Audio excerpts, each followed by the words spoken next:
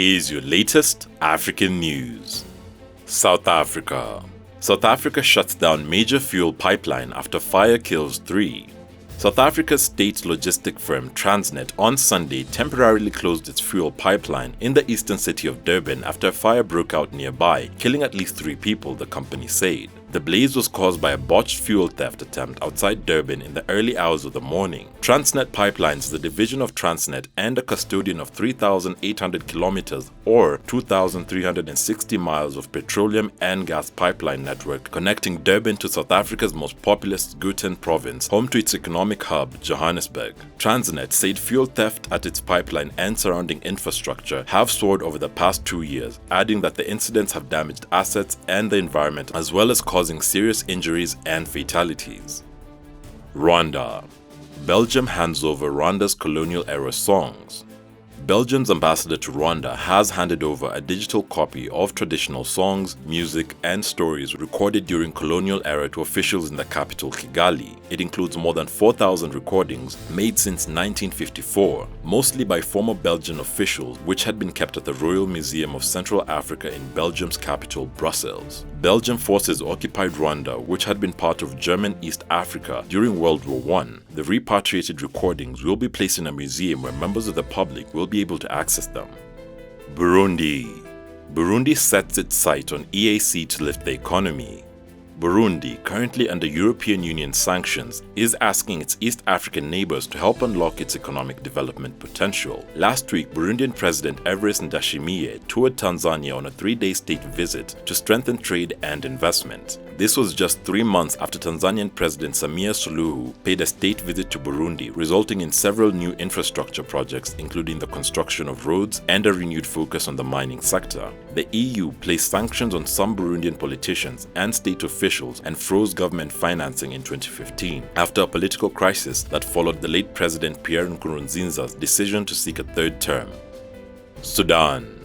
Khartoum is barricaded by pro-democracy activists.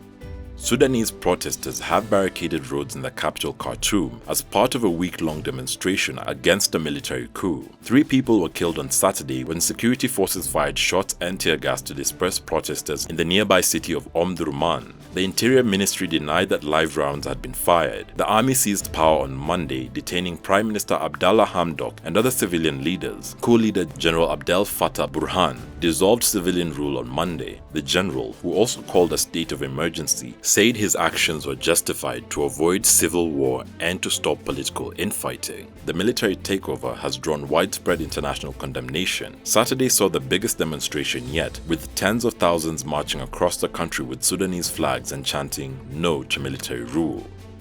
Western Sahara. UN Security Council calls for Western Sahara talks, renews mission.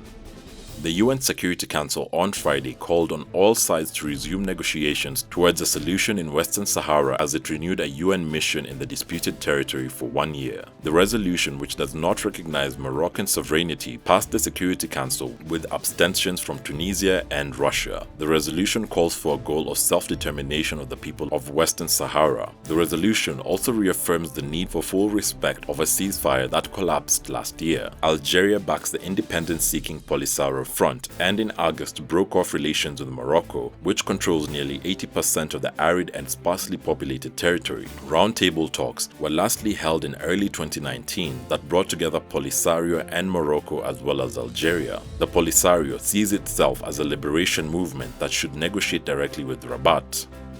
Algeria. Algeria ends gas supply to Morocco.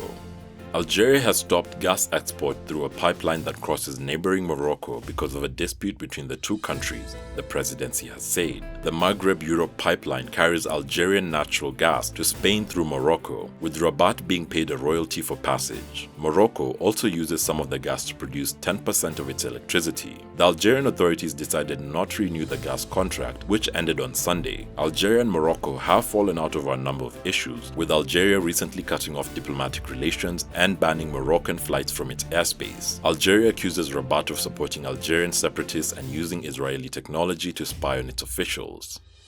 Thanks for watching. Visit our YouTube channel Tunacheki to watch our daily news reports and our website tunacheki.tv for all the latest news updates. Also, don't forget to catch our new show Startup Africa every Thursday on our channel.